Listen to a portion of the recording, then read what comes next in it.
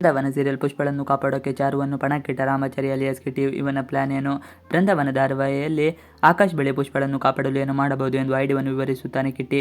ಆದರೆ ಕಿಟ್ಟಿ ಹೇಳಿದ ಐಡಿಯಾ ಕೇಳಿ ಇನ್ನಷ್ಟು ಗಾಬರಿಗೆ ಒಳಗಾಗುವ ಆಕಾಶ್ ಇದನ್ನೆಲ್ಲ ಮಾಡಲು ಸಾಧ್ಯವೇ ಎಂದು ಪ್ರಶ್ನಿಸುತ್ತಾನೆ. ಅಲ್ಲದೆ ಹೀಗೆ ಮಾಡಲು ಯಾರಿಂದ ಸಾಧ್ಯ ಎಂದು ಪ್ರಶ್ನಿಸುತ್ತಾನೆ. ಅದಕ್ಕೆ ಉತ್ತರಿಸು ಕಿಟ್ಟಿ. ಅನ್ಯಾಯವನ್ನು ದಹಿಸಲು ನಾವು ಅನ್ಯಾಯದ ಮಾರ್ಗವನ್ನು ಹಿಡಿಯಬೇಕು, ಆಗಷ್ಟೇ ನ್ಯಾಯ ಗೆಲ್ಲಲು ಸಾಧ್ಯ ಎಂದು ಆಕಾಶ್ಗೆ ನೀತಿಪಾಠ ಹೇಳುತ್ತಾನೆ.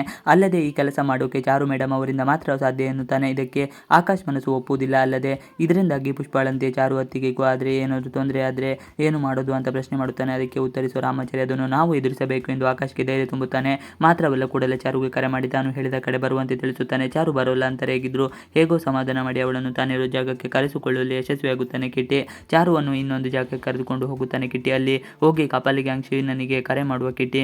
ನೀವು ಹೇಳಿದಂತೆ ಹುಡುಗಿಯರನ್ನು ಕರೆದುಕೊಂಡು ಬಂದಿದ್ದೇನೆ, ನೀವು ಎಲ್ಲಿದ್ದೀರಾ ಎಂದು ಹೇಳುತ್ತಾನೆ. ಆರಂಭದಲ್ಲಿ ಕಿಟ್ಟಿಯನ್ನು ಅನುಮಾನಿಸುವ ಶೀನಾ ನಂತರ ತಾನಿರೋ ಜಾಗ ಹೇಳುತ್ತಾನೆ. ಅಲ್ಲಿಂದ ಹೊರಟ ಚಾರುವನ್ನು ಅಡ್ಡಗಟ್ಟುವ ಶೀನಾ ಆ್ಯಂಡ್ ಗ್ಯಾಂಗ್ ಕಿಟ್ಟಿಗೆ 50,000 ಹಣವನ್ನು ನೀಡಿ ಅವಳನ್ನು ಕಿಡ್ನಾಪ್ ಮಾಡಿಕೊಂಡು ಅಲ್ಲಿಂದ ಕರೆದುಕೊಂಡು ಹೋಗುತ್ತಾರೆ. ಇದೇನಪ್ಪ ಕಿಟ್ಟಿ ಚಾರು ಮೇಡಮ್ ಅವರು ಸೇಲ್ ಮಾಡಿದ್ನ? ಕಿಟ್ಟಿ ಉದ್ದೇಶ ಆದರೂ ಏನು ಅನ್ಕೋಬೇಡಿ. ಕ್ಷಣ ಹೊತ್ತು ಶೀನರ ಕಾರನ್ನೇ ಫಾಲೋ ಮಾಡೋದು ಕಿಟ್ಟಿ. ನಂತರ ತನ್ನ ದಾರಿ ಹಿಡಿದು ಆಕಾಶ್ ಬಳಿಗೆ ಬರುತ್ತಾನೆ. ಅಲ್ಲದೆ ಆಕಾಶ್ಗೆ ಚಾರು ಮೇಡಮ್ ಅನ್ನು ರೌಡಿಗಳು ಎತ್ತಿಕೊಂಡು ಹೋದರು, ಅವರಿರುವ ಜಾಗಕ್ಕೆ ನನ್ನನ್ನು ಕರೆಸಿಕೊಂಡಿಲ್ಲ ಎನ್ನುತ್ತಾರೆ.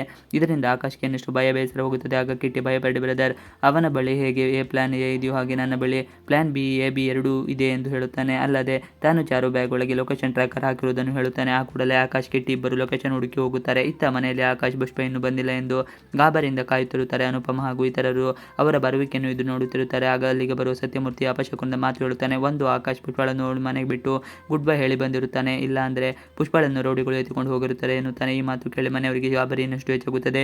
ಕಿಟ್ಟಿ ಆಕಾಶಿನ ಲೊಕೇಶನ್ ಟ್ರೇಸ್ ಮಾಡಿ ಕಪಾಲಿ ಪುಷ್ಪಳನ್ನು ಬಿಟ್ಟಿರುವ ಜಾಗ ಸೇರ್ತಾರ. ಚಾರಿಗೆ ಕಿಟ್ಟಿ ಉದ್ದೇಶ ಅರ್ಥ ಆಗುತ್ತದ.